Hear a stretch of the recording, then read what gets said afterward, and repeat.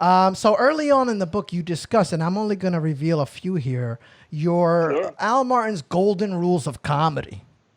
Right. Okay, and Right. number one being you're never beyond open mics. Now this is a Never. controversial subject, Al. You're never beyond I, I open mics, and I I'm gonna have to understand. agree with you. I still go to open mics. Okay, I'm a student of comedy. I always will be. Yeah.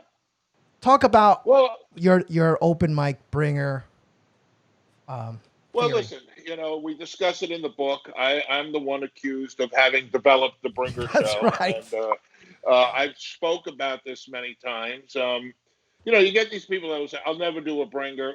God bless you. Don't do a Bringer. If you can do a Bringer, make Yeah. it part of your arsenal. Do it. It's as simple as that. It's like with the coronavirus.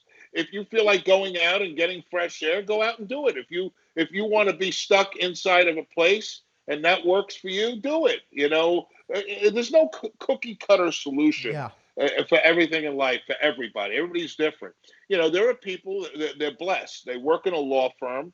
They have 2,000 people in that law firm that want to go see them make an idiot of themselves on stage, Hmm. and they can tap into a bringer show. Is that good for me as a club owner? Yes. Is it good for them? Yes, because it allows them to perform in front of thousands or hundreds of people. I'm sorry, over hundreds of Yeah. people. Now, if you're a person that doesn't have any friends, but you don't have any career of any sort either, and you live in your parents' basement, you don't have maybe the commodity of bringing friends to a bringer show, but you have the ability to spend a lot of time at clubs, into the late hours and get an opportunity to get on stage where you don't have to bring an audience. So everybody has assets, hopefully, that they can utilize, and everybody's path is different.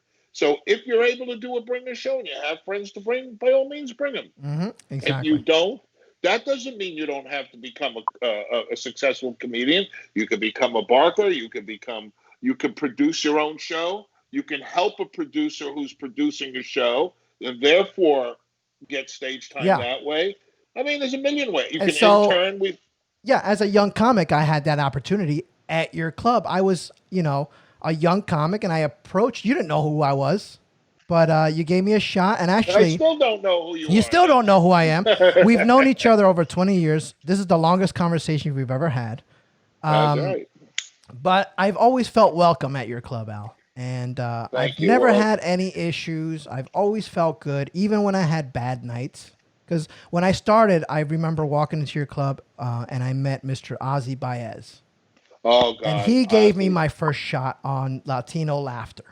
So many, we were Ozzy and I together invented the first Latino solo show in New York shortly after we had success with New York's top African American comics. So, again, as we discuss in the book, and I don't get too deep into it, but there was a trend in the country that everybody should be on the same show. Everybody is Yeah. homogenous, the same, and at that time, I felt there are people that have different experiences, different childhoods, different outlooks. They come, my mother, she was Cuban, so she's, Oh, wow. I didn't know it was that. like, yeah, yeah. So every Sunday we'd be So in you got some New Lot, Latino blood. si, senor. So every, yeah. So listen, I was the only one of all my cousins on my mother's side that spoke English. They all came from Cuba. Right around the time of the revolution. So some of them had to get their way bribed out of there. But Mm. when it came to bribery, Castro was a capitalist. So that was luckily a good thing. But yeah. So a lot of my family, so that's where I got the feeling like we all, there are a lot of people. The demographics of New York changed in the '90s Mm. and around the time that I was operating the clubs, and I think there was a desire for people to feel watching, and that might have changed now a little bit years later with assimilation and Yeah. people joining It's mainstream, evolving. Yeah. evolving, and you always got to be aware of that. But back then there were people that wanted to see comedians that looked more or less and sounded more or less and had the same experiences Yeah. more or less like them, and And that's why we developed those shows at the time. So here's another golden rule: make yourself useful. That's a very That's right. very good advice. Yeah, I mean, you look, you're starting out, and people don't understand. And I certainly have pissed off my share of comedians through the years because they come to me when they're not necessarily ready to join the lineup, but they think they are. Yeah. A lot of times, there are certain people that think they're ready, and we name names in the book, but the basic concept is that you're not ready a lot of times when you think you're ready. So I would, when you have a lineup at that time of people like, Liz Winstead and Wanda Sykes and Brett Butler and David Tell, those were the people that were big and hot in those days. Bill Hicks, you don't have room for certain people that years later went on to become stars in their own right, but at that time they weren't quite there yet. They were just a little above open mic level. So you make those decisions, and when you can't crack a lineup, the best way then to get up on stage is to figure out a way to become useful at the club, whether that's interning. And we've had some tremendous successful interns: Sam Morrell, Pete Coriali, Katie Hannigan, people like that. Yeah. Ozzy Baez was a comic, or wanted to be a comic to some degree, and he got his start videotaping shows. So he was a videographer. Okay. So we've had Gary Greenberg was an intern for many years, and he went on to become now the head writer on the Jimmy Kimmel Show. So we've had a lot of very successful. Mike Bichetti, he was an intern. One intern went on to become my manager, went on to become my competitor at Gotham, Chris Mazzilli. So we've had a lot of interns. Yeah, we've had a lot of interns through the years who made couldn't get up on stage. Yeah. So they made themselves useful at a club, and I started that way too. I couldn't get stage time, and I helped a producer set up his show every night.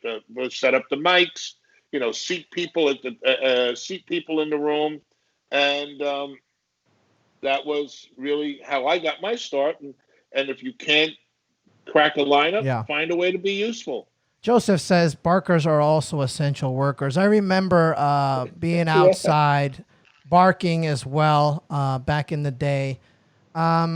So the last one is kind of tied to the second one. Find a headliner who needs a ride. That makes a lot of sense. Make yourself useful.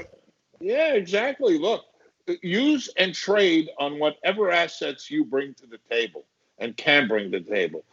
So if you're a person that has a car and you can get a headliner to Pennsylvania on a weekend, and he doesn't have a car because he lives in Manhattan, and he can get you 5 minutes on the show, and we talk about that in the book. Exactly, and that's how adventures ensue. Adventures ensue, and you if you connect and you click on that ride, you never know. You might wind up opening for a future. You never know. As that person raises up the level, you raise up the level. If you want to know more, here is the book on Amazon. That's right. It is on Amazon.